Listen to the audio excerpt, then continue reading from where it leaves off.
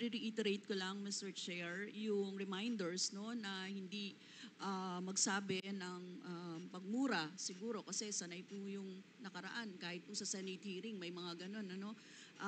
Respeto naman sa atin dito and sana po concise sa pagsagot kung ano lang ang tanong, yun din lang ang sagot at mag-defer ng i-defer ang mahahabang explanation kasi nakikita niyo naman, Mr. Chair, madami talagang gustong magtanong ngayon eh. Kaya sana po ganun yung ano, no? And simple lang naman po yung mga tanong ko. It has to do with the, kung ano din yung mga sinabi ng dating Pangulo doon sa Senate hearing.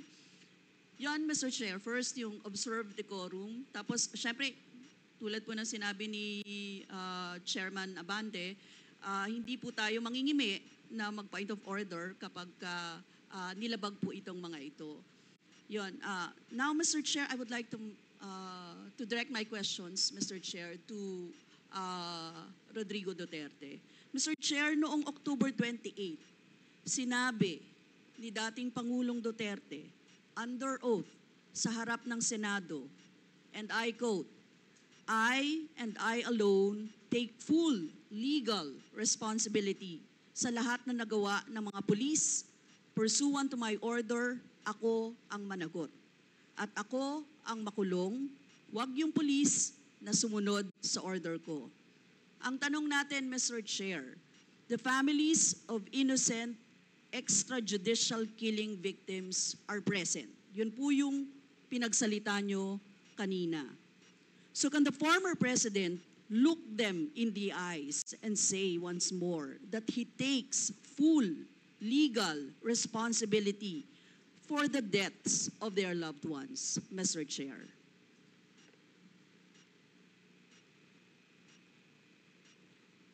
Mr. President, can you...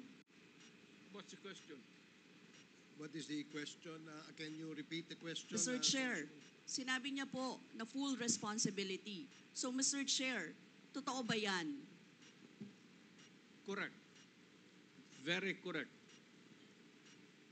Since I was a president, and there was this, until now, serious problem about drugs, I had to issue or make a policy statement about drugs.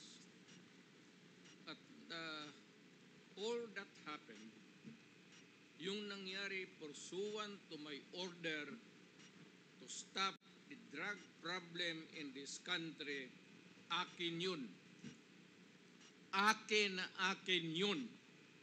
Ako ang nagbigay ng order kasi ginawa nila illegal or legal, akin yun. Thank you, Mr. Chair. I take full responsibility for it. Thank you, Mr. Chair. Yun po yung tanong ko.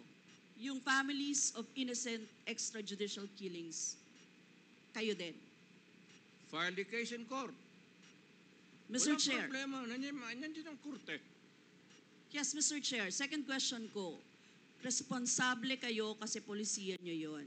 Kumbaga, tatak Duterte. Dahil polisiya nyo rin yan, tama ba? Sa Davao, nung nasa Davao pa kayo. Tama ba na tawagin po itong Davao model or Davao style, Mr. Chair? I cannot control the semantics. Mr. Chair, yes or of no? the approach. Davao style. Do not ask me to answer yes or no. You are not an investigator. Mr. Chair, tayo po ay nasa investigasyon kasalukuyan, Yes, Mr. but you Chair. are not an investigator. Why are you asking me to answer Mr. yes Chair, or no? tinatanong ko lang naman. Point of Session order. suspended.